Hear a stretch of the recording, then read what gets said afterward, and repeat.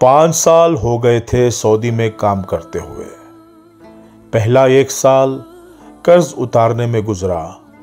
दूसरे तीसरे साल की कमाई बहनों की शादियों में लग गई।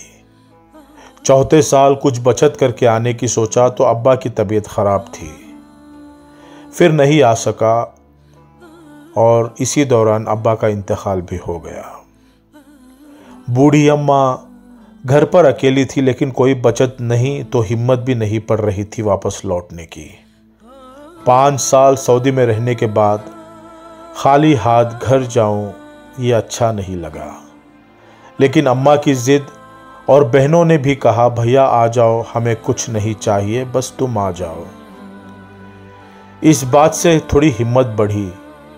कुछ उधार करके टिकट लेके वापस आ गया कि कोई बड़ी जिम्मेदारी तो नहीं है, अब यहीं कुछ कर लेंगे। आने के दूसरे दिन बहन से मिलने गया। बहन भी अब बच्चों वाली हो चुकी थी। आते वक्त भांजों के हाथ पर 100 रुपये रखकर वापस हुआ।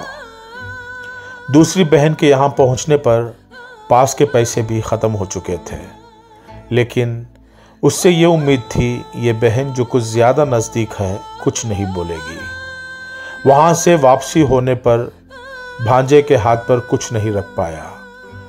घर पहुँचने पर अम्मा ने बताया कि एक बहन का फ़ोन आया था।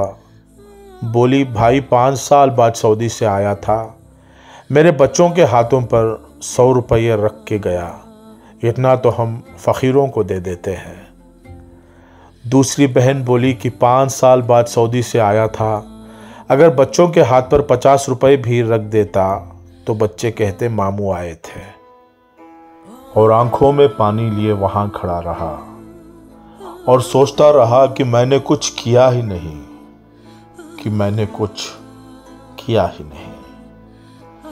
पल भर में हम वो सब भूल जाते हैं जो कुर्बानियां किसी ने हमारी जिंदगी संवारने के लिए दी थी।